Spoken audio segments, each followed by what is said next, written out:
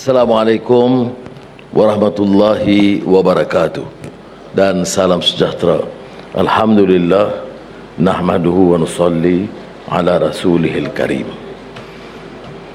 Yang berbahagia Timbalan Perdana Menteri Datuk Seri Zahid, Menteri-Menteri, Tan Sri KSN, tetamu-tetamu yang saya muliakan. Hari ini kita berhasrat untuk melontarkan secara konkret makna dan bentuk pelaksanaan dan hala tuju ekonomi Malaysia yang kita ungkapkan sebagai ekonomi madani memperkasa rakyat. Saya ingin menyatakan penghargaan kepada rakan-rakan khususnya di Kementerian Ekonomi, MITI dan Kementerian Kewangan tentunya, pejabat awam dan Ketua Ulil KSN yang telah membantu mempersiapkan dan memberikan rangka dan makna program ini. Kemudian disusuli dengan perbincangan, pandangan dari kalangan profesional, pelabur, saudagar, pekerja petani, wanita, peneroka dalam siri wacana yang berterusan di gedung-gedung besar, di pejabat kerajaan dan juga di dewan-dewan universiti. Begitu juga pertemuan saya di warung, di masjid yang membantu memberikan input yang bermakna untuk memberi penjelasan dan membantu kita kerajaan merangka apa yang dimaksudkan Malaysia Madani. Ikhtiar yang ingin diperkenalkan ini merupakan perencanaan baru melibatkan pelbagai aspek dan sektor ekonomi. Perancangan ini meliputi langkah-langkah ke arah peningkatan pemacuan ekonomi, menggalakkan pelaburan dan memperkukuh industri tempatan supaya lebih inovatif dan berdaya saing serta mampu dilonjakkan ke pasaran global. Ekonomi rakyat pula menjurus kepada setiap golongan masyarakat, dari pedagang dan pengusaha kepada penjawat awam, golongan profesional, pekerja serta rakyat miskin bandar, desa dan pedalaman. Usaha kerajaan perpaduan adalah untuk menyediakan bantuan serta dukungan kepada yang memerlukan agar semua mampu mengecap nikmat pembangunan ekonomi negara secara saksama. Saya juga diingatkan gesaan awal saya buat rakyat di ruang Masjid Putrajaya agar menggalas tanggungjawab dengan penuh amanah dan adil. Pada ketika itu saya merujuk kepada warkah unggul dari Sayyidina Ali bin Abi Talib radhiyallahu an kepada Gubernur Mesir Malik Ashtar yang merangkul dan merumuskan beberapa prinsip utama. Menurut Sayyidina Ali, buatlah sesuatu itu tepat pada masanya dan kena pada tempatnya. Apabila kata sepakat telah dicapai, janganlah kamu mencoba menyuarakan pendapat pribadi kamu dan janganlah kamu lalai melaksanakan kewajipan yang harus dipikul, kerana orang ramai akan sentiasa memerhatikan kamu dan kamu bertanggungjawab terhadap segala-gala yang kamu lakukan untuk rakyat. Demikian hikmah dari Khalifah keempat tentang merangka agenda pembangunan negara dan rakyat. Saudara-saudari yang dimuliakan, pemufakatan di antara tanah Melayu, Sabah dan Sarawak telah menjelmakan bangsa baru Malaysia lebih 6 dasawarsa yang lalu. Maka wajar buat generasi kini menyingkap kembali ikrar keramat Perdana Menteri pertama almarhum Tunku Abdul Rahman Putra Al-Haj bahawa Malaysia atas izin dan kehendak Allah Rabbil Alamin akan kekal menjadi sebuah negara demokrasi yang merdeka, lagi berdaulat, serta berasaskan kebebasan dan keadilan, dan sentiasa mempertahankan serta memelihara keamanan dan kesentosaan rakyatnya, dan mengekalkan keamanan antara segala bangsa. Itu menurut Pemasyuran Malaysia 16 September 1963 oleh marhum Tunku Abdul Rahman. Pada ketika itu, lebih biasa ungkapan segala bangsa, yang sekarang ini kita gunakan segala kaum. Kalimat akar pada ketika itu yang mendasari ikrar keramat Malaysia ialah demokrasi, kebebasan, keadilan, keamanan, dan kesaksamaan. Ini harus dihadam dan menjadi teras kehidupan negara dan rakyat Malaysia. Demikian juga dengan gagasan Malaysia Madani yang berhasrat memaknai ikrar keramat tersebut. Kematangan kita bernegara menuntut kematangan dan kemantapan kita menimba pengajaran, umpamanya dari Sahafah Madinah atau Perjanjian Madinah yang dimeterai di kalangan pelbagai kabilah Arab, Muhajirin dan Ansar, serta penganut Islam, Kristian dan Yahudi di bawah naungan junjungan besar Nabi Muhammad SAW. Lantaran itu rakyat digesa untuk memilih perpaduan, menghayati semangat insaniah, dan bertekad menegakkan keadilan bagi seluruh umat dan rakyatnya. Kita bawa sekarang permasalahan, problematik negara, tantangan ekonomi yang kita warisi. Malaysia menikmati kepesatan pembangunan sejak 60-an yang menghasilkan purata pertumbuhan melebihi 7% setiap tahun di antara 1960 sehingga 1980. Ketika itu rakyat menikmati limpahan hasil kerana pertumbuhan ekonomi dan peningkatan pendapatan adalah seiring. Krisis keuangan Asia 1997-1998 telah mengakibatkan melebarnya jurang perbezaan antara pertumbuhan ekonomi dan pendapatan rakyat. Kesenjangan pendapatan terus melebar. Dua dasawarsa sebelum dan selepas 1998 menyaksikan penyusutan purata pertumbuhan ekonomi dengan ketara.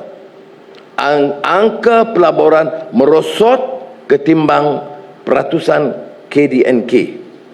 Sumber ekonomi baru yang boleh mencambah pertumbuhan belum muncul secara ketara kerana ekonomi masih tertumpu pada aktiviti domestik tanpa benar-benar meraih manfaat pasaran global. Sektor perdagangan hanya sebagai kecil daripada ekonomi dengan pertumbuhan yang lebih bergantung kepada perbelanjaan isi rumah dan perbelanjaan kerajaan. Hakikatnya, menyingkap pengalaman dua dasawarsa yang lalu, kita telah terperangkap dalam kitaran ekonomi yang berbahaya.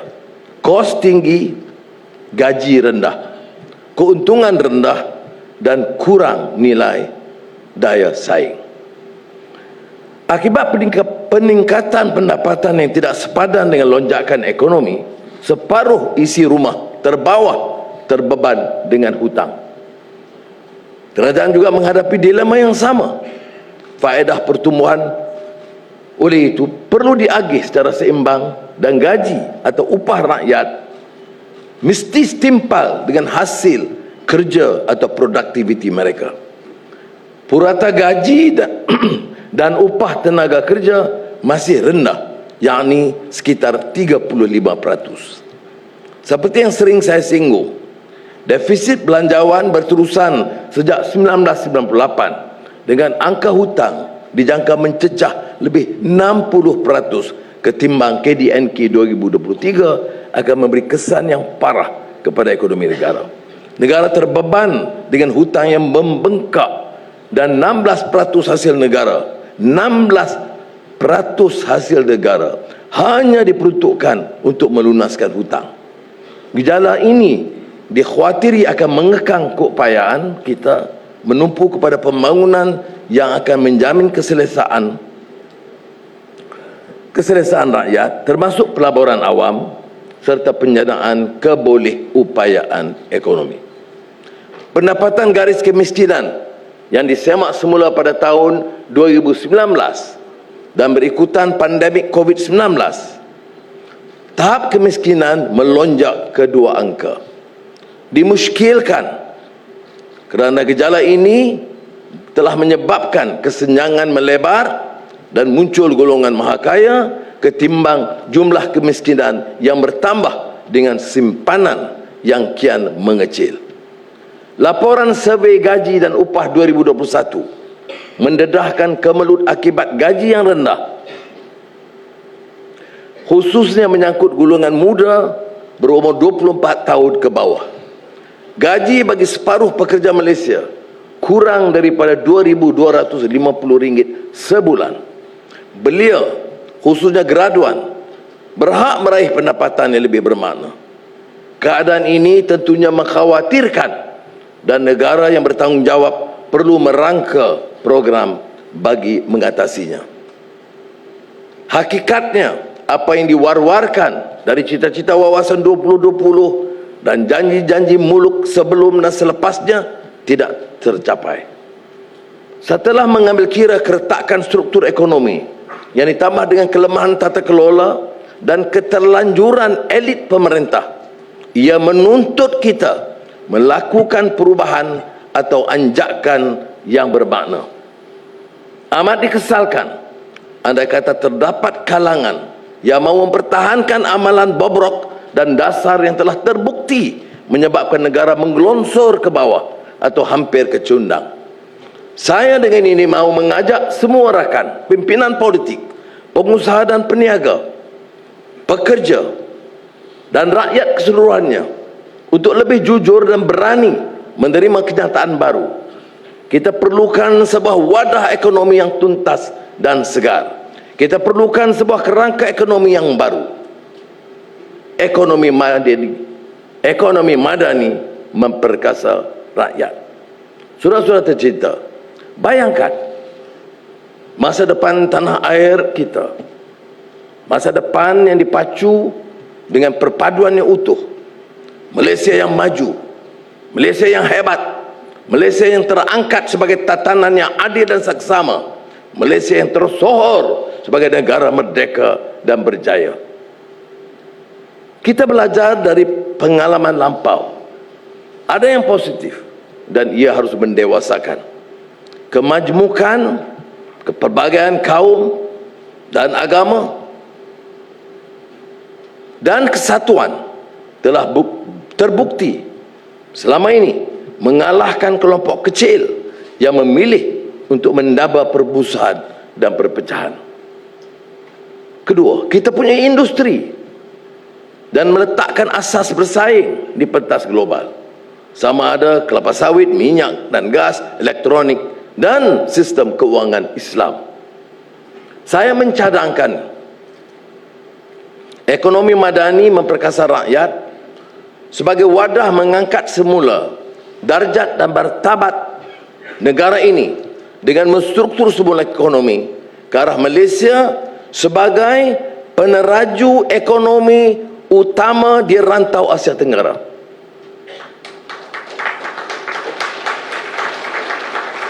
Ini akhirnya akan memberi limpahan hasil kepada rakyat untuk menikmati kehidupan yang lebih bermutu. Ia perihal mengangkat semula darjat martabat negara ini dengan dua tumpuan utama. Menstruktur semula ekonomi ke arah Malaysia sebagai peneraju ekonomi Asia. Dan akhirnya memberi limpahan hasil kepada rakyat untuk menikmati kehidupan yang lebih bermutu atau berkualiti. Ini merupakan rencana menyeluruh dan teliti bagi menghadapi pelbagai tantangan saat ini. Ia mencakupi isu-isu jangka panjang terkait daya saing dan daya tarikan negara sebagai destinasi pelaburan utama. Isu-isu semasa yang perlu ditangani seperti kenaikan kos sara hidup yang mengesankan rakyat. Dan seperti mana saudara-saudara sedia maklum, pelbagai ikhtiar telah pun mula dilaksanakan, khususnya di bawah Belanjawan Madani 2023 dan siri pengumuman rasmi sejak pentadbiran baru mengambil alih kerajaan. Ekonomi madani memperkasa rakyat akan menjadi induk kepada beberapa lagi dasar, khususnya akan diumumkan kelak. Di antaranya Kementerian Ekonomi dengan Plan Hala 7 Peralihan Tenaga Nasional, MITI dengan Plan Induk Perindustrian Baru 2030, dan kajian separuh penggal Rencana dengan Malaysia ke-12. Ekonomi madani menetapkan sasaran jangka pendek yang sudah pun digerakkan bagi menangani isu-isu negara yang mengesankan rakyat. Ini termasuk menyegerakan pelaksanaan projek sekolah dan klinik daif. Pelbagai usaha kita lakukan, tambahan peruntukan, mudahkan tata cara perolehan serta turunkan kuasa pelaksanaan bagi mempercepat pelaksanaan projek-projek sekolah dan klinik daif. Kedua, menoktahkan kemiskinan tegar tahun ini juga 2023. Usaha telah digerakkan melalui inisiatif pendapatan rakyat supaya isi rumah miskin tegar punya peluang meningkatkan pendapatan mereka. Tidak hanya semata-mata menerima bantuan tunai langsung. Konsep payung rahmah turut diperkenalkan dan akan terus diperkukuhkan bagi menangani cabaran kos sara hidup. Payung rahmah diketahui sebagai cetusan idea Allahyarham saudara Salahuddin Ayub. Semua yang mengenali beliau amat terkesan sekali dengan pemergian tokoh hebat ini. Kerja keras dan kesungguhan beliau dalam menangani beban sara hidup rakyat akan menjadi pembakar semangat untuk kita semua melakukan terbaik untuk Malaysia. Al-Fatihah.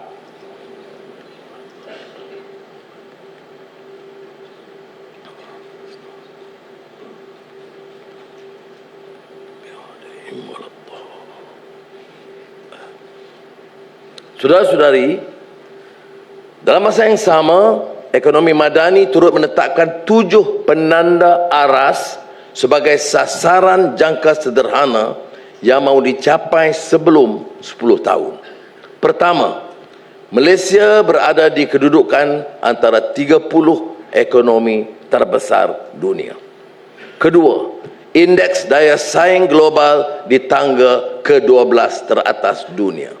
Ketiga, peratusan pendapatan buruh mencapai 45% daripada keseluruhan pendapatan.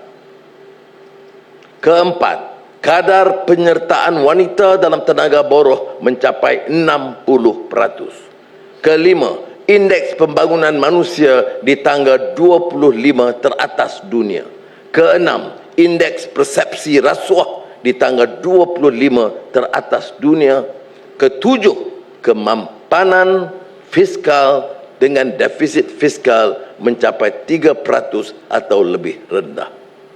Cita-cita ini tinggi besar, ia memerlukan tekad politik, kerjasama penjawat awam, kesediaan saudagar dan pelabur, mengambil tindakan yang penting, serta kefahaman rakyat yang menyeluruh. Bagi mencapai hasrat ini, berikut merupakan ikhtiar serta kebijakan baru yang bakal dilaksanakan. Tumpuan 1, Malaysia sebagai peneraju ekonomi Asia. Ekonomi madani adalah untuk membawa Malaysia menjadi peneraju ekonomi ekonomi Asia. Bagi mencapai hasrat ini, struktur ekonomi perlu dirombak. Antara isu yang membelenggu sistem ekonomi termasuklah masalah sektor perindustrian yang menguncup sebelum masanya. Umpamanya, sektor pembuatan telah merosot di bawah paras 25% kepada KDNK. Pelan induk perindustrian baru 2030 yang bakal diumumkan pada bulan depan akan memacu semula perindustrian dan memangkin ekonomi baru. Dalam jangka masa pendek, kajian separuh penggal rancangan Malaysia ke-12 yang bakal dibentangkan di Parlimen akan memberi ruang untuk kerajaan membuat penilaian semula dan menyusun keutamaan, termasuk mengadun sebuah pertumbuhan jangka sederhana dengan dasar fiskal yang lebih mampan. Agenda serantau ASEAN. Malaysia perlu menandalani negara-negara yang dahulu jatuh, tapi tangkas dan bangkit semula di depan. Mau atau tidak, kita mesti menjadi jaguh ekonomi serantau. Kita perlu punya minda global dan mengutama pengantarabangsaaan ekonomi. Dengan demikian, kita mampu mencapai sasaran yang ditetapkan untuk muncul sebagai 30 ekonomi terbesar di dunia dalam jangka masa sederhana. Jika kita hanya berpuas hati dengan keadaan sekarang, ekonomi akan mencatat pertumbuhan antara 4 hingga 5%. Namun, jika kita berusaha gigih melaksanakan pembaharuan, kita mampu mencapai 5.5%. Malah saya percaya adalah tidak mustahil untuk dalam jangka masa pendek kita menghasilkan pertumbuhan bagi negara Malaysia 6%. Untuk merealisasikan sasaran besar ini, kita perlu membentuk integrasi ekonomi yang lebih besar dengan negara jiran, lebih-lebih lagi dunia yang sedang berdepan dengan kekangan rantaian bekalan. Maka kita perlu melahirkan lebih banyak syarikat tempatan yang berdaya saing untuk menembusi pasaran rantau ASEAN. Usaha kita sekarang perlu melangkaui perjanjian perdagangan bebas. Misalnya, melalui diplomasi perdagangan dan pengaturan strategik yang boleh mengembangkan integrasi pasaran bilateral dan multilateral serta memudahkan pergerakan barang, modal insan dan perkongsian teknologi dengan jiran. Selama ini kita tertumpu pada aktiviti sektor utama seperti electrical dan elektronik dan kimia secara keseluruhan. Melangkah ke depan, misi baru perindustrian di bawah plan perindustrian akan menumpukan aktiviti dengan nilai tambah tinggi atau kecanggihan ekonomi. Misalnya, kluster di Pulau Pinang perlu menumpukan kepada aktiviti E&E bernilai tinggi seperti integrated circuit, design. Sektor kimia pula, perusahaan petrokimia serta oleokimia perlu memberikan tumpuan kepada aktiviti pembuatan kimia, specialty chemicals. Kerajaan akan memperkenalkan insentif cukai berasingan mencapai pencapaian bagi mendukung dan memberi ganjaran kepada syarikat yang menumpukan aktiviti berdampak tinggi. Kedua, Malaysia sebagai destinasi pelaburan. Kita mesti melaksanakan pembaharuan supaya Malaysia dapat tergolong antara 12 ekonomi terbaik di dunia dari segi daya saing dan ease of doing business. Maka seharusnya diwar-warkan ke seluruh pelosok dunia bahawa Malaysia terbuka dan bersedia menerima kehadiran para pelabur dan peniaga. Alhamdulillah, setakat ini beberapa syarikat telah menzahir komitmen malah bertindak melabur, antaranya Sumitomo Corporation, Tesla, Rongshan, Geely dan Samsung Engineering. Kita perlu perhebatkan lagi usaha bagi memastikan lebih banyak memilih Malaysia sebagai destinasi pelaburan. Tumpuan akan diberikan bagi memperkukuh agensi galakan pelaburan di bawah MAIDA dengan tumpuan untuk mempergiatkan usaha menarik pelaburan dengan mudah cara urusan pelabur secara lebih proaktif. Mengkaji semula insentif pelaburan supaya tertumpu kepada galakan pelaburan yang menjana pekerjaan berpendapatan tinggi serta daripada sumber tempatan. Menaik taraf kawasan perindustrian dengan prasarana lengkap serta meningkatkan pembangunan modal insan. Antaranya sektor petrokimia di Kertih, Terengganu, pusat data di Sedenak, Johor, industri hiliran getah di Kuala Nerang, Kedah. Sebagai permulaan, 100 juta ringgit disediakan bagi melengkapkan infrastruktur kawasan perindustrian, terutama prasarana berkonsepkan hijau. Pada masa yang sama, perkara yang disuarakan oleh pelabur tempatan ialah pelaburan langsung domestik. Ini ditetapkan sebagai salah satu petunjuk prestasi utama KPI bagi pencapaian pelaburan negara. Perniagaan, syarikat pemula PMKS, firma tersedarai. Kita perlu mengantarabangsakan syarikat pemula atau startups dan PKS tempatan. Kerajaan akan menumpukan usaha ini, di antaranya melahirkan lebih banyak syarikat berjaya seperti Aerodyne, Lekopak melalui galakan kepada syarikat pemula, dan PKS Bumi Putra menceburi bidang pertumbuhan baru. JLC dan GLIC perlu terus memacu pertumbuhan DDI dan menyokong pembangunan vendor tempatan dalam sektor strategik seperti E&E, ekonomi digital dan aero angkasa. Ini tugas GLC dan GLIC.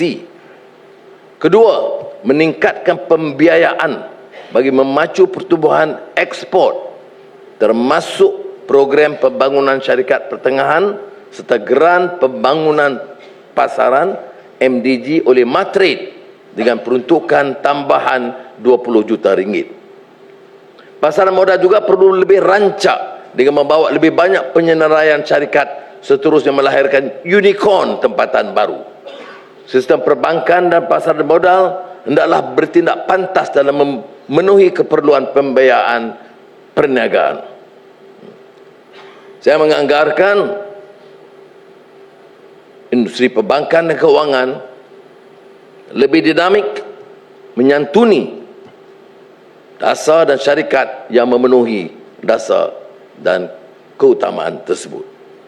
Suruhanjaya Security akan membangunkan dasar pembaharuan pasaran keuangan dengan memudah cara pelaburan rakyat biasa, retail investors, menarik lebih ramai pelabur untuk membiayai PMKS serta aktiviti pertumbuhan baru negara, dan meningkatkan tahap daya saing pasaran modal pada peringkat antarabangsa. Langkah awal juga perlu dilaksanakan dan akan dilaksanakan setelah pengumuman awal Julai 23. Antaranya pengurangan duty stamp atas transaksi saham yang tersenarai di Bursa Malaysia. Selanjutnya, langkah tahun ini termasuk memastikan pelaburan lebih mampu milik melalui penurunan saiz lot dagangan dan membolehkan perdagangan saham pecahan. Suruhanjaya Security akan membolehkan peralihan automatik untuk syarikat yang tersenarai di pasaran ACE ke pasaran utama Bursa Malaysia. Malaysia menduduki tangga ke-20 dunia berdasarkan laporan ekosistem syarikat pemula global 2023. Dengan nilai ekosistem syarikat pemula Malaysia mencecah $46 bilion Amerika bagi tempoh separuh pertama 2020 hingga 2022. Melangkah ke depan, kerajaan akan pertama, bersama dengan JLIC akan melabur RM1 bilion dana tambahan secara padanan dengan dana swasta bagi menyokong syarikat pemula tempatan dan menorong teknopreneur.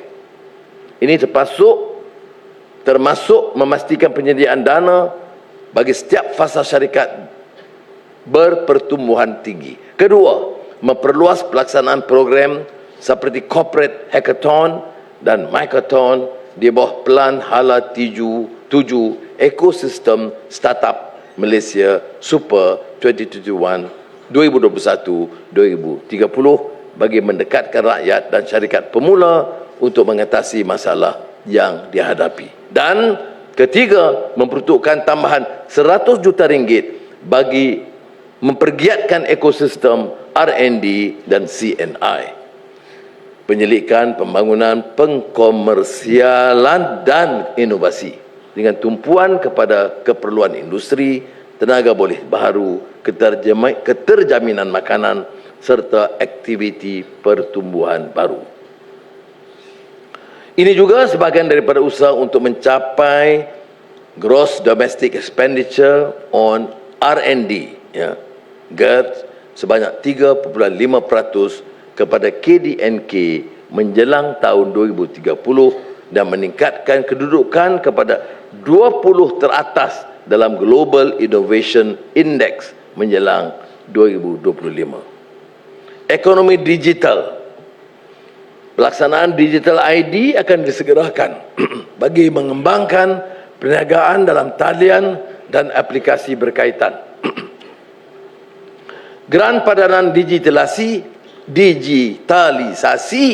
akan ditambah 100 juta ringgit bagi membantu PMKS menyegerakan peralihan modal perniagaan kepada lebih digital. Ekonomi Islam global. Pembangunan negara yang holistik dan madani tidak mungkin tercapai tanpa sistem keuangan yang adil, ihsan, berlandaskan maqasid syariah. Alhamdulillah, kita punya sistem keuangan Islam yang serba lengkap. Sejak pertumbuhan Bank Islam 40 tahun yang lalu dan Lembaga Tabung Haji 60 tahun yang lalu, keuangan Islam diiktiraf sebagai terbaik di dunia oleh penganalisis bebas. Hari ini, bahagian pasaran perbankan Islam daripada jumlah pembiayaan adalah sebanyak 44.5%, 974.1 bilion ringgit. Pasaran modal Islam kekal sebagai komponen utama pasaran modal Malaysia, menyumbang kepada 64.3% 322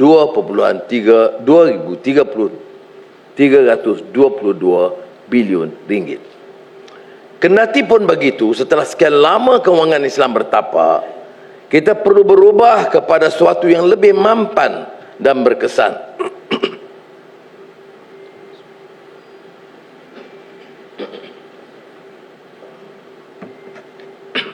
Dengan kata lain, kita hendaklah berhijrah daripada bukan sahaja halal, tetapi lebih dari itu. Halalan wa tayyiban. Halal dan tayyib. Maknanya halal dan baik dari segi efisien, berinovatif dan mampu berdaya saing.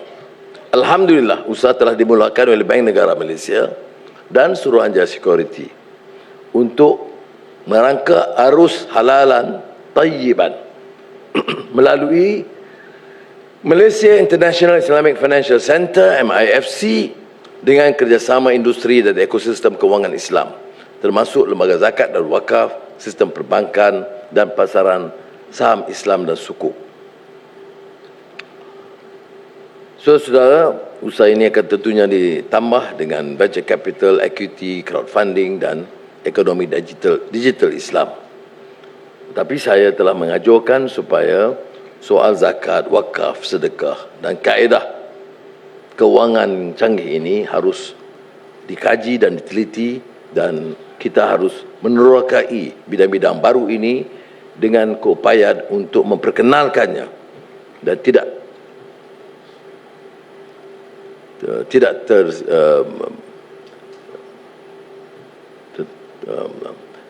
terus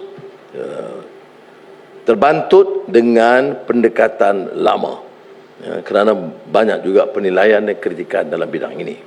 Jadi saya harap seluruh agensi yang terlibat mengambil sikap yang lebih terbuka, kerana ruang pelaburan dalam bidang instrumen keuangan Islam dan halal ini terlalu besar.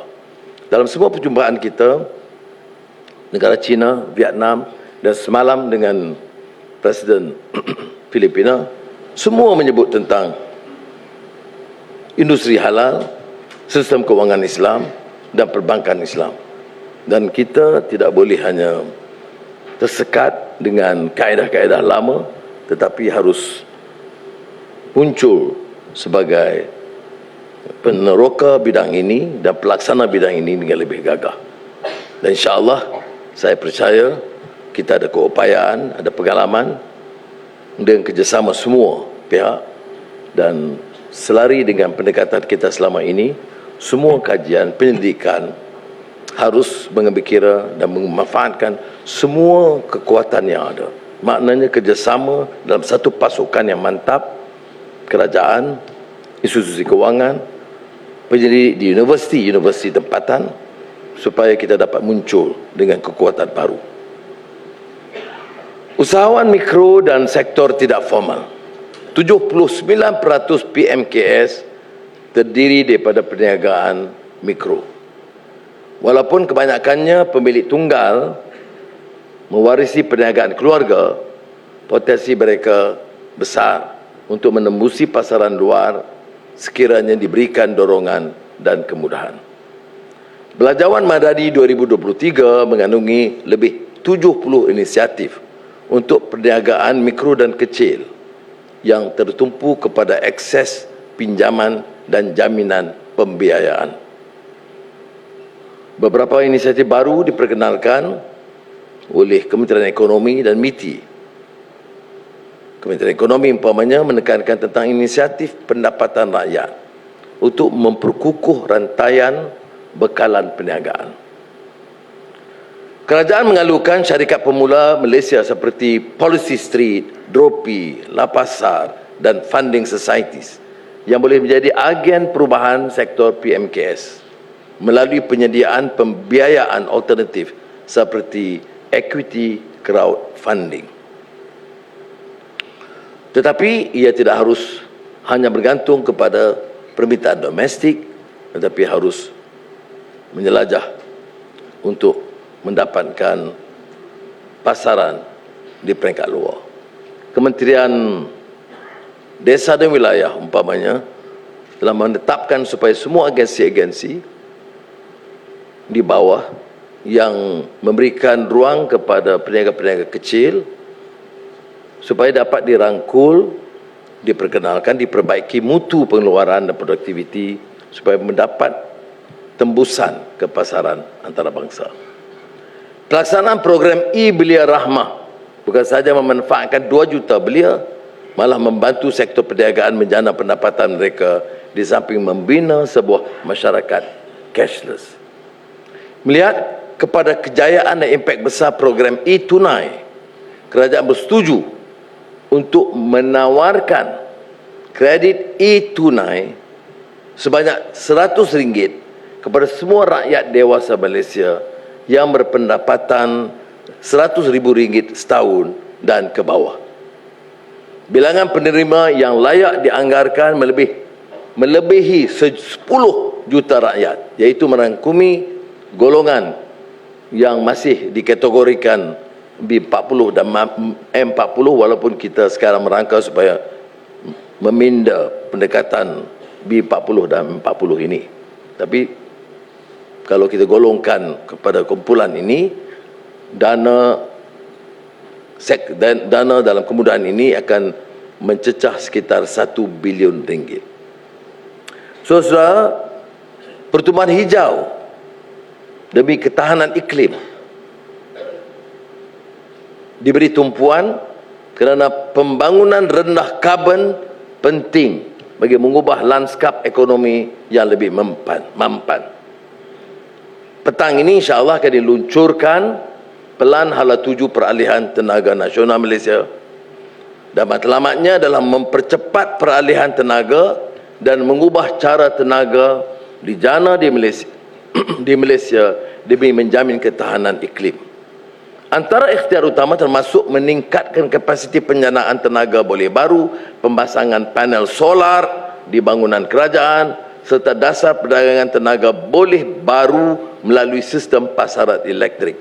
Kita wajar mencontohi usaha Sarawak yang nampak mempelopori bidang ini, yang memperintiskan kenderaan menggunakan tenaga hidrogen serta CCUS, Carbon Capture Utilization and Storage, dan kerajaan oleh itu bercadang untuk menyediakan insentif khusus bagi menggalak aktiviti pertumbuhan hijau baru sebegini. Soal tanah dan keterjaminan makanan yang merupakan tumpuan khusus Kementerian Pertanian dan Keterjaminan Makanan dan juga badan-badan seperti Felda, Risda dan lain-lain. Saudara-saudari, Malaysia kaya dengan khazanah alam dan mempunyai hutan tertua di dunia. Sektor perdagangan dan industri hiliran merupakan sumber penting ekonomi.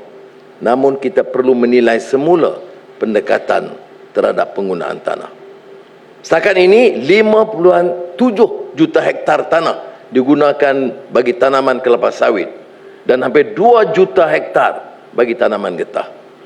Salah satu ikhtiar adalah untuk mencipta aset biodiversity dalam pasaran perdagangan karbon melalui usaha pemeliharaan dan penghutanan semula. Bagi menambah baik tahap sara diri serta meningkatkan keterjaminan makanan, tumpuannya adalah menambah kelulusan tanaman tetapi mengoptimum penggunaan tanah-tanah perdagangan sedia ada, meningkat daya tahan sektor agro makanan melalui aplikasi teknologi pertanian. Ini termasuklah pendekatan pertanian regeneratif yang mampu berdaya tahan mengikut daya tahan iklim serta penggunaan teknologi AI.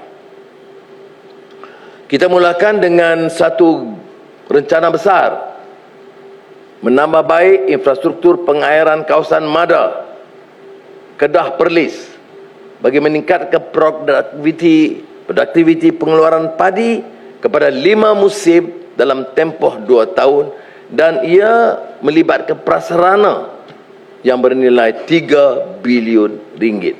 Ini tidak termasuk kemudahan-kemudahan lain yang perlu disediakan oleh kerajaan.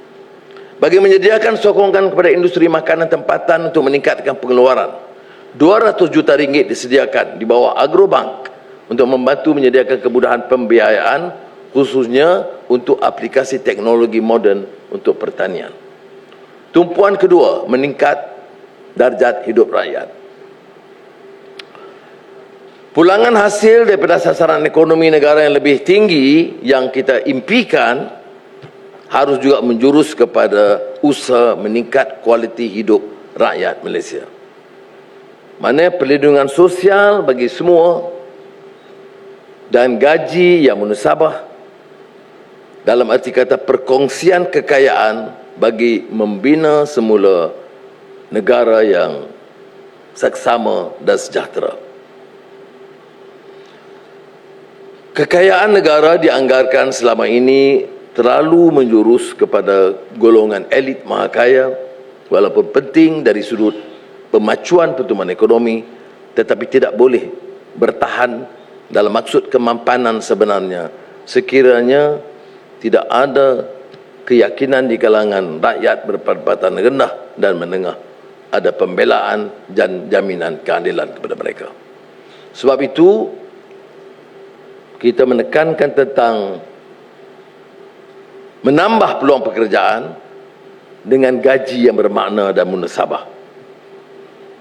Pembaharuan struktur ekonomi perlu dihitung setakat mana ia mampu mewujudkan lebih banyak pekerjaan dengan gaji yang bermakna dan munasabah.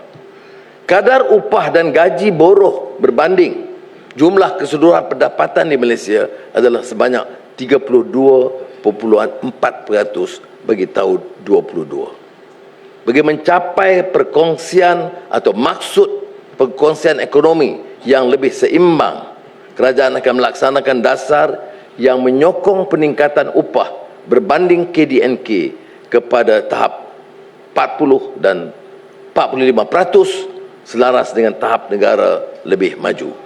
Antara usaha termasuklah kajian semula tahap gaji minimum serta memperkenalkan undang-undang yang menjamin persekitaran kerja yang selamat dan selesa.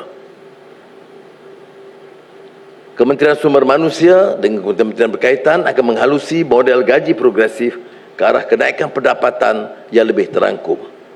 Peningkatan pendapatan selaras dengan produktiviti adalah kritikal bagi memastikan tahap kualiti hidup yang bermakna, terutama dalam menangani cabaran kos sara hidup.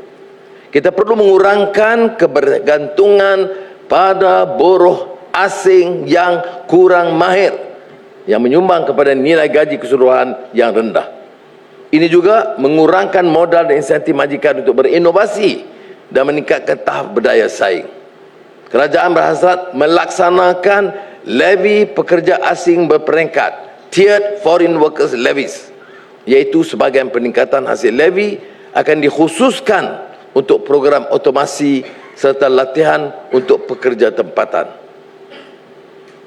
Mengenai kesesamaan peluang, kita mengakui bahawa majoriti rakyat termiskin adalah di kalangan kaum Melayu dan Bumiputera, dan mereka perlu diberikan bantuan. Tapi kita juga punya kelompok kecil kaum lain,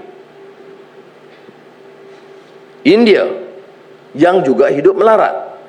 Maka setiap rakyat Malaysia, tanpa mengira jantina, kaum atau latar belakang, perlu diberikan peluang yang saksama bagi mengecap kejayaan yang bermakna sama di dalam kerjaya atau perniagaan mereka.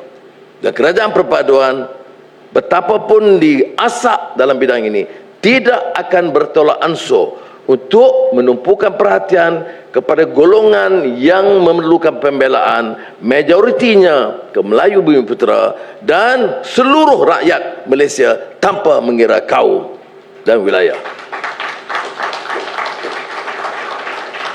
Atas prinsip keadilan sosial, kita perlu memberi peluang yang seksama, melibatkan pemberian bantuan yang lebih kepada golongan yang terpinggir. Maknanya pemberian beasiswa dan pendidikan sekolah asrama penuh akan mengutamakan golongan berpendapatan rendah. Pengalaman saya sewaktu menjadi Menteri Pendidikan ialah untuk mewujudkan sebuah sekolah menengah di Ceras khusus bagi kategori termiskin, mengambil mereka dan memberikan perhatian yang lebih, memberikan kemudahan akses kepada apa yang dimaksudkan kepada pendidikan bermutu. Dan saya percaya Kementerian Pendidikan akan memberikan perhatian dan tumpuan yang lebih kerana mereka tidak dapat bersaing dalam keadaan biasa. Seperti mana yang sering saya ungkapkan pendapat dan pandangan John Rawls, justice is fairness. Jadi kalau sementara kita bicara soal meritokrasi bagi satu kelompok, fairness bagi kelompok yang lain, ya. Meritokrasi tidak boleh dipaksa dalam keadaan sekolah daif, sama ada di Kapit ataupun di Manik Urai. Kalau tidak ada usaha khusus kerajaan untuk mengenal pasti jumlah ini, membawa mereka, meletakkan mereka di sekolah asrama penuh dan memberikan kemudahan yang lebih daripada biasa. Dan saya percaya dengan cara yang sedemikian, ia memberi makna kepada democratization of access to quality education dalam arti kata merit dan fairness. Saudara-saudara yang dihormati sekalian, kita harus melihat isu pendidikan ini sebagai utama, kerana tanpa mutu pendidikan yang dirombak dan ditingkatkan, generasi depan Malaysia tidak mungkin punyai keupayaan untuk berdaya saing. Bagi mendukung peluang keusahawanan, program latihan dan pembiayaan akan dipergiatkan, terutama masuk wanita dan belia. Sukacita diumumkan kerajaan akan menambah lagi peruntukan 400 juta ringgit untuk pinjaman mikro di bawah agensi termasuk SME Corp, Tekun, Mara dan Teraju.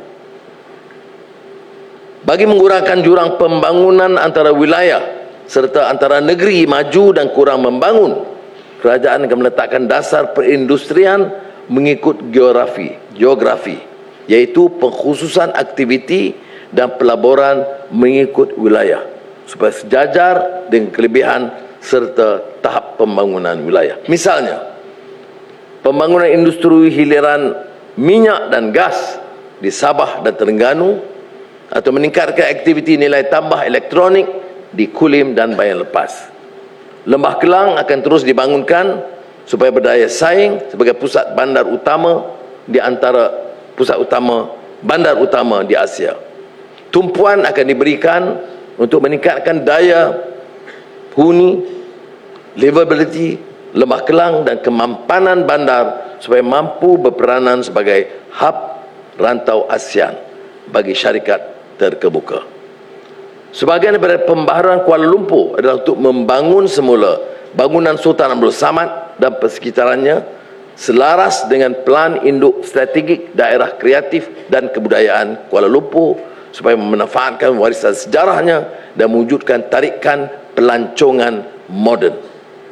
Kita akan memperkukuhkan pembangunan Iskandar Malaysia di Johor melalui pewujudan zon khas keuangan yang berdaya saing, menarik pelabur antarabangsa dan pekerja berpengetahuan menetap di Malaysia, dan kemudahan yang ditawarkan kepada syarikat dan individu termasuk pemberian insentif cukai, pemberian kadar cukai 15% kepada pekerja berpengetahuan, kemudahan laluan lintas di immigration atau multiple entry visa, atau memudahkan cara kemasukan golongan kepakaran dari luar negara.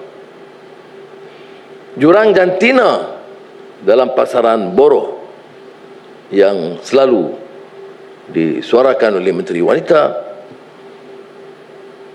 akan diberikan perhatian kerana kita anggap penyertaan buruh pekerja wanita masih rendah, 55.5% ketimbang lelaki 80.9%. Maka beberapa usaha dalam bidang perundangan, kawal selia, program sokongan akan diperkenalkan. Ini termasuk umpamanya isu-isu sistemik kerja-kerja penjagaan tanpa gaji, diskriminasi jantina serta dasar sokongan keluarga. Sebagai contoh, salah satu inisiatif ekonomi penjagaan, care ekonomi, termasuklah menyediakan pusat jagaan kanak-kanak mampu milik yang dilihat berupaya meningkatkan kadar penyertaan ekonomi wanita di dalam pekerjaan. Maka termasuk memudah cara proses pendaftaran dan memperluas program pemutihan taska dan pusat penjagaan kanak-kanak yang belum berdaftar dengan peruntukan 10 juta ringgit.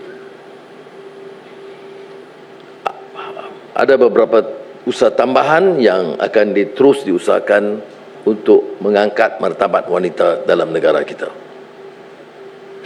Matlamatnya ialah untuk meningkatkan kadar penyertaan pekerja wanita untuk mencecah 60% supaya lebih standing dengan ekonomi serantau.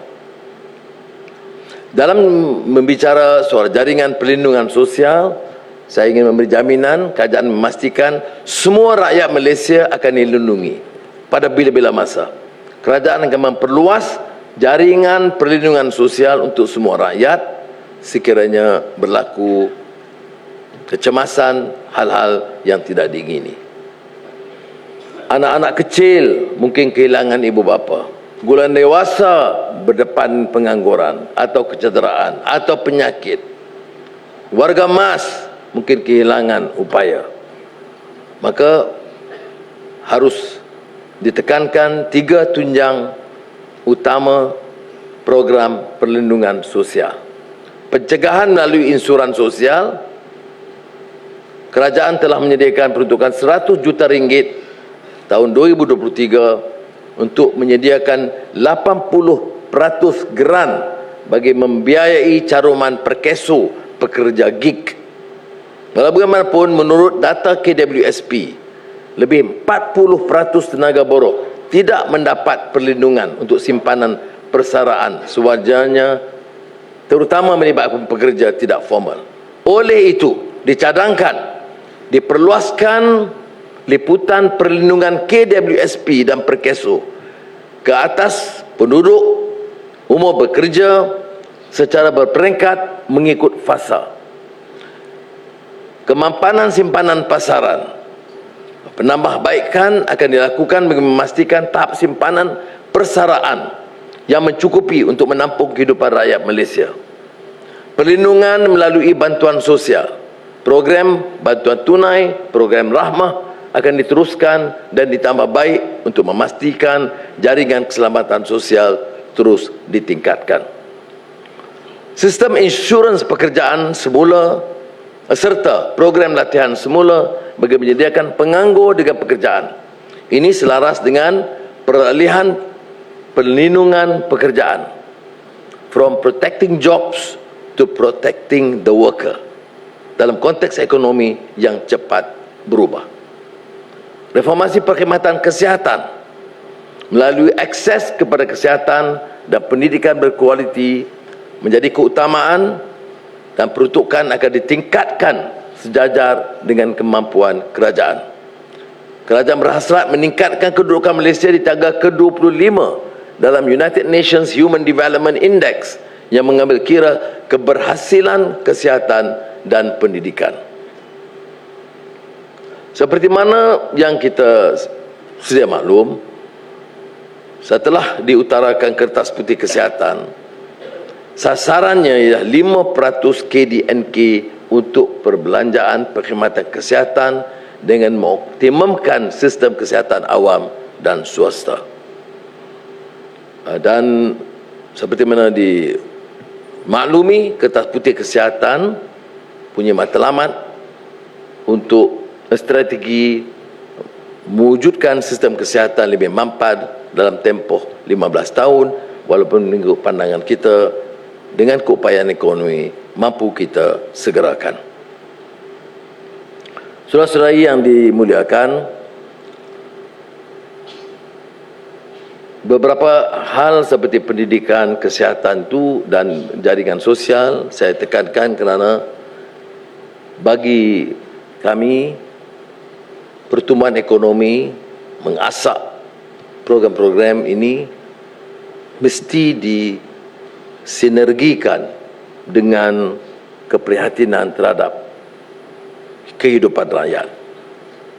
Sebab itu, pembinaan pusat kawasan penyakit negara akan dimulakan dengan kos RM305 juta di Negeri Sembilan yang menjadi pusat rujukan penyakit dan kemudahan untuk mempersiapkan negara menghadapi kemungkinan pandemik masa akan datang. Anjakan paradigma termasuklah peralihan pendekatan kesihatan awam daripada merawat pesakit kepada pencegahan penyakit, iaitu langkah pendidikan dan perlindungan supaya masyarakat lebih sedar dan mendapat rawatan awal. Seperti mana yang ditekankan tadi, pendidikan dan sumber manusia tetap menjadi keutamaan kita. Dan ini dengan pendekatan bahawa pendidikan adalah hak asasi setiap rakyat. Kita menangani peningkatan bilangan anak-anak yang tercicir dari sistem pendidikan. Menteri Pendidikan baru ini mendedahkan suatu angka yang mengejutkan. 30,000 tercicir di tingkatan 5. Tentunya puluhan ribu sebelumnya. Maka langkah-langkah akan diambil untuk mengelak masalahan yang sebenarnya membebankan negara dan rakyat. Bayangkan 30,000 digolongkan dengan kumpulan yang lebih besar sebelumnya, itu potensi yang hilang dari keupayaan meningkat produktiviti negara, dan tentunya kita panjangkan, perluaskan sebagai satu ketidakadilan dalam sistem negara dan masyarakat. Maka pelbagai usaha dilakukan, termasuk menambah peruntukan terbesar dalam belanjawan madani tahun lalu untuk tahun ini, memudahkan tata cara perolehan serta menurunkan kuasa pelaksanaan bagi mempercepat pelaksanaan projek-projek sekolah dan menambah baik sekolah-sekolah daif. Jendela, iaitu projek jendela diteruskan bagi memastikan semua sekolah dilengkapi dengan internet. Pendidikan bersifat penawaran, supply driven, supaya lebih mantap memenuhi keperluan pembangunan. Dia perlu lebih berminda permintaan, demand driven, walaupun kita masih tekankan bahawa sistem pendidikan tidak boleh lari dari falsafah pendidikan negara. Yang kita didik itu adalah manusia, maknanya nilainya, akhlaknya, kecintaan kepada negara harus menjadi induk. Tetapi keperluan pasar, keperluan kecekapan, keterampilan dan keperluan industri tidak boleh dikesampingkan, terutama dalam pelaksanaan TVET seperti mana lama dilaksanakan di Pulau Pinang di bawah PSDC. Ini dikembangkan dengan penyertaan syarikat-syarikat besar, sama ada GLC, GLIC ataupun syarikat-syarikat swasta lainnya. Saudara-saudari, kita hidup dalam ekonomi global yang senantiasa berubah dan mencabar. Maka pendekatan kita juga mesti menerima kenyataan ini dan mengambil tindakan yang lebih progresif. Kita perlu menyediakan laluan pembelajaran sepanjang hayat, sama ada di sekolah, universiti, dengan beberapa tekanan di IPTA yang dilakukan oleh Kementerian Pendidikan Tinggi sekarang. Tapi termasuk juga TVET maupun kemahiran micro credentials yang diperlukan. Untuk tujuan ini, kerajaan melalui Perkeso menyediakan peruntukan sebanyak 42 juta ringgit bagi program Bina Kerjaya, iaitu program peningkatan kemahiran, upskilling untuk pekerja tidak formal, termasuk pekerja gig, sama ada kelayakan SPM ataupun tidak. Infrastruktur dan pengangkutan awam. Dengan beberapa langkah baru Kementerian Pengangkutan untuk mengurangkan tekanan dan memudah cara kepada rakyat, ini akan memberikan peluang dan juga keselesaan kepada rakyat. Tetapi aset ini harus dioptimumkan dengan menumpukan usaha membina rangkaian pengangkutan awam antara bandar dan dalam bandar yang lebih baik, menambah baik isu jaringan terakhir, last mile connectivity, melalui kaedah cekap kos termasuk bas elektrik. Jaringan kesalim hubungan udara untuk rakyat dan pelancong. Kerajaan telah mengumumkan hasrat untuk melaksanakan pembesaran lapangan terbang Pulau Pinang dan Subang. Kerajaan juga komited untuk menambah baik prasarana pengangkutan bagi bandar utama, pelaksanaan bas rapid transport di Johor Bahru dan LRT di Pulau Pinang.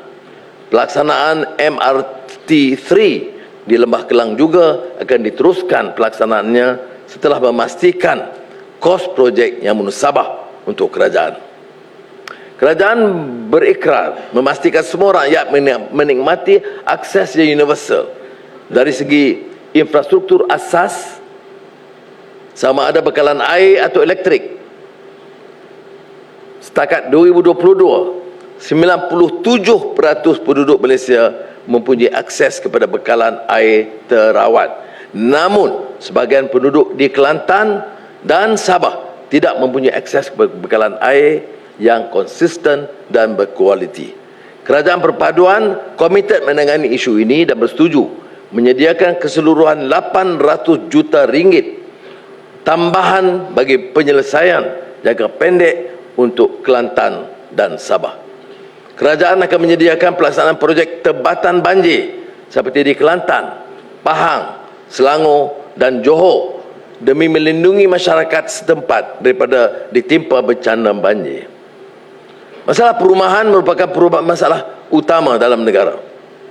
Rakyat mengeluh kerana tidak dapat memiliki rumah atau menyewa rumah dengan kadar upaya mereka. Maka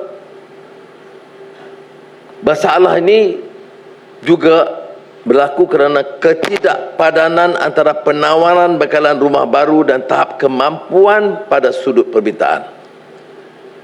Kementerian Pembangunan Kerajaan Tempatan sedang mengusahakan plan tindakan perumahan negara yang antaranya merangkumi keperluan bekalan rumah berpandukan metrik seperti catuan harga rumah median untuk pendapatan median.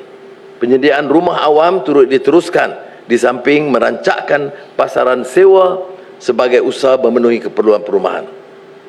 Setelah mendengar permasalahan ini dan rumah pertama yang tertangguh, maka di antara sebabnya ialah kerana tidak punyai deposit pembelian rumah. Maka kerajaan menambah baik skim pinjaman di bawah syarikat jaminan kredit perumahan dengan menyediakan jaminan pembiayaan sehingga 120% jaminan dari harga rumah bernilai sehingga RM300,000.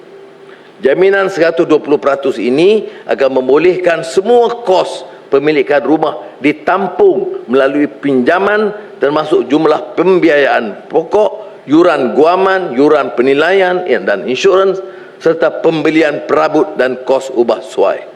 Sehubungan itu, jaminan kerajaan sehingga RM5 bilion akan disediakan.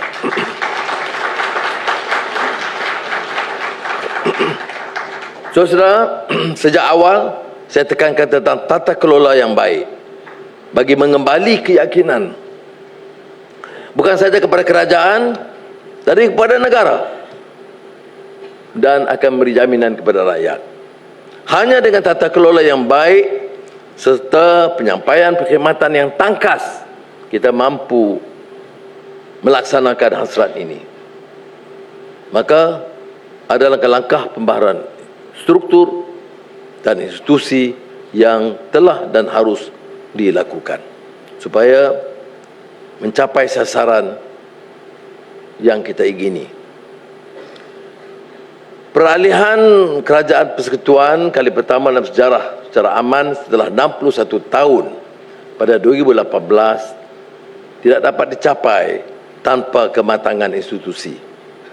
Maka apabila kita membentuk kerajaan perpaduan selepas PRU 15, ia detik penting membuktikan kematangan dalam menghidupkan demokrasi di negara kita. Sebab itu kita teruskan dengan reformasi parlimen sejak 2018 supaya diberikan peranan yang lebih luas. Kita juga akan terus memastikan agar cabang eksekutif lebih bertanggungjawab, terutama dalam menilai peranan melaksanakan projek dan belanja. Jawatankuasa pilihan khas parlimen telah juga dibentuk dan diberikan kuasa dan wewenang yang lebih. Kerajaan juga telah memperkenalkan sesi pertanyaan Perdana Menteri untuk membolehkan interaksi secara langsung di antara Perdana Menteri dengan ahli-ahli yang berhormat kerajaan dan pembangkang. Jadi peranan kita dengan parlimen akan kita tingkatkan dengan jatuhkuasa pilihan. Dan saya telah mengarahkan semua kementerian memberikan kerjasama yang wajar untuk memberi makna kepada kehidupan demokrasi. Bagi menjamin ketelusan kebebasan media harus diangkat dan diperkasa. Ini penting bagi memberikan rakyat berita dan maklumat yang adil dan benar. Dan menggunakan kebebasan ini menangkis pembohongan jahat, fitnah berita palsu dan juga sikap perkauman melampau dan kefanatikan agama yang akan merusakkan. Saya amat teruja untuk mengatakan bahawa kerajaan telah memulakan revolusi digital. Kerajaan akan memudahkan cara penyampaian perkhidmatan dan memanfaatkan sepenuhnya agenda pendigitalan ke tahap tinggi. Urusan seharian harus dipermudahkan, sama ada bayar bil, fail cukai atau memperbarui pasport dan lesen. Untuk memperkasa usaha ini, kerajaan akan menubuh GovTech Malaysia dengan meningkatkan keupayaan kerajaan untuk menerajui usaha meningkat kualiti data awam, inovasi awam dan perkhidmatan awam. Bagi mencapai objektif ekonomi madani, memperkasa rakyat, faktor kejayaan utama ialah pelaksanaan. Oleh itu, bagi memperkukuh dan pelaksanaan pembaharuan sistem penyampaian perkhidmatan awam, penekanan akan diberi kepada pengukuhan, pemantauan dan penyelesaian masalah yang berbangkit. Pelaksanaan tangkas dalam melaksanakan pembaharuan tata kelola terbaik tanpa penjejas kesegaran pelaksanaan. Pasukan petugas STAR diketuai oleh Tan Sri KSN telah melaksanakan beberapa penyelesaian seperti kesesakan hospital, kelewatan pembaikan sekolah daif, pendekatan think big, start small, scale fast akan terus diamalkan bagi memperintiskan pendekatan baru. Bagi menyokong pertumbuhan ekonomi, penyampaian perkhidmatan kerajaan akan terus dimudah cara. Antaranya, immigration dipermudah termasuk melonggar syarat MM2H serta memudah cara kemasukan pelancongan secara visa on arrival. Kerajaan terus komited menyelaras gaji penjawat awam melihat kepada kemampuan keuangan kerajaan. Maka sementara kajian gaji dan allowance diperincikan, yang dikeluhkan oleh penjawat awam mengatakan tiap jatuhkuasa akan mengambil masa, diteliti, dikaji oleh JPA, direview oleh Jemaah Menteri dan tentunya mengambil masa. Ya, kerana mengambil kira masalah ini, kerajaan akan menyediakan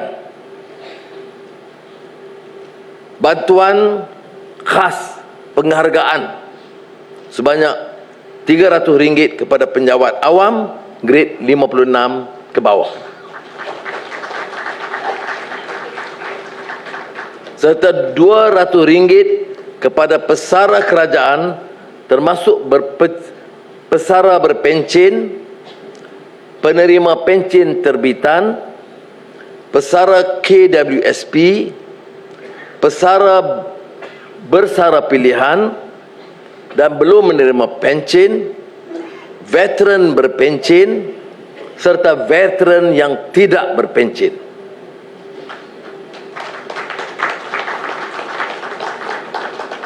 Saya telah mengarahkan supaya Kementerian Kewangan dapat meluluskan dan menyalurkan bantuan ini dalam tempoh 2 minggu dari sekarang.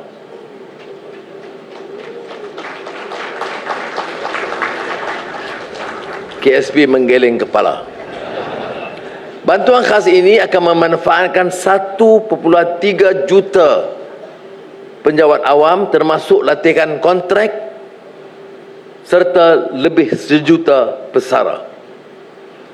Dengan pemberian permulaan ini, diharap penjawat awam akan terus berusaha gigih untuk menyokong hasrat kerajaan dan pembaharuan ekonomi madani, memberi perkhidmatan terbaik sekaligus membantu ruang fiskal kerajaan agar kerajaan dapat merealisasikan gaji baru perkhidmatan awam menjadi kenyataan. Ini hal yang patut difahami oleh masyarakat dan rakyat. Mengapa kita berikan pendekatan begini? Kerana hasil dari kecekapan badan-badan seperti custom, LHDN itu telah berupaya meningkatkan pendapatan negara. Jadi dengan perhatian kerajaan berterusan, saya yakin hasil negara akan bertambah melebihi ujuran kita yang kita umumkan pada akhir tahun lalu. CSO tidak lagi boleh dianggap hanya memberi perkhidmatan sosial, tetapi komersial dan pengembangan ekonomi. Perusahaan sosial yang menghasilkan produk yang menjana pendapatan masyarakat. Maka melangkah ke depan, lebih banyak insentif dan layanan cukai akan ditawarkan bagi mengembangkan sektor perusahaan sosial menjadi sektor ekonomi yang bermakna. Jadi kita menilai semula konsep perkongsian awam swasta PPP sedia ada untuk menjadi pengkongsian dermawan awam swasta PPPP. Reformasi fiskal dan tadbir urus keutamanya adalah dalam tempoh terdekat membina semula kapasiti fiskal negara. Kita tahu tentang hutang negara, tetapi kita juga harus terima kenyataan bahawa tanpa sebarang pembaharuan kita akan tercekik dengan krisis yang serius dan pastinya menjejaskan struktur negara. Hasil cukai tidak dapat menampung perbelanjaan operasi dan kita akan terus bergantung pada pinjaman untuk pembelanjaan. Persentasen hasil cukai ketimbang KDNK telah menurun 12% daripada KDNK, paling rendah dalam kalangan negara-negara serantau. Banyak wang dibelanjakan untuk pelbagai subsidi dan kebanyakan faedah subsidi ini tiris, bocor dan kadang-kadang diselewengkan kepada mereka yang bukan kumpulan sasar. Kita memerlukan mekanisme subsidi yang lebih cekap dan bersasar supaya jumlah pendapatan terhad dibelanja khusus untuk yang memerlukan. Pembaharuan fiskal diperlukan. Kerajaan menjamin tidak akan sekali-kali mengabaikan nasib rakyat dalam menghadapi cabaran kos sara hidup dan akan menyediakan bantuan kepada mereka yang memerlukan. Contoh terbaik adalah dalam usaha kita memperkenalkan subsidi bersasar dalam baru-baru ini di bidang elektrik. Walaupun diserang, tetapi kita tegas dengan keputusan hanya kelompok yang paling mampu, yang syarikat-syarikat yang paling kaya yang terbeban dengan masalah ini. 90% rakyat tidak terbeban dengan kenaikan kadar elektrik. Kerangka ekonomi madani ini saudara adalah untuk memperkasa seluruh entiti negara, pertubuhan bukan kerajaan dan sektor swasta. Kita perlu bertekad merangkul seluruh kekuatan dan tenaga. Setiap kementerian mulai hari ini akan mengumumkan ikhtiar-ikhtiar lebih khusus bagi memperkukuh inisiatif baru ekonomi madani memperkasa rakyat. Hari Isnin akan disuli oleh Timbalan Perdana Menteri Datuk Seri Zahid, dan setiap hari berikutnya akan berikan ruang kepada menteri-menteri mengumumkan lanjutan secara lebih terperinci bagi pihak kementerian masing-masing. Pada masa yang sama, usaha memperkasa ekonomi negara agar rakyat lebih mandiri dalam menghadapi cabaran semasa malah denyut nadi dan aspirasi rakyat segenap Malaysia akan tetap menjadi perhatian kerajaan perpaduan. Ekonomi juga punya sisi budaya dan komitmen manusiawi melalui penegakan moral ekonomi. Ekonomi tidak dapat dibangun semata-mata dengan institusi, teknologi dan infrastruktur. Pembangunan ekonomi memerlukan dukungan budaya yang tepat, dukungan etos kerja yang kuat, nilai motivasi serta moral yang tinggi. Memerlukan kekuatan rohaniah dalam wacana pengurusan ekonomi konvensional serta menerusi kekuatan moral dan akhlak. Dan ini akan membawa barakah hasanah fid dunya wal akhirah yang diaspirasikan melalui Malaysia Madani. Akhirul kalam, izinkan saya berkongsi petikan daripada Shihabuddin An-Nuwairi, The Ultimate Ambition in the Arts of Erudition. The leader must spread out a carpet of justice for his people, erect a tent of security, and fly the banners of forbearance with their fluttering tassels. He must pour out rivers of charity for them, restraining the hands of inequity from reaching them, while showering them with the rain clouds of noble deeds. The most important of all the aforementioned qualities is justice.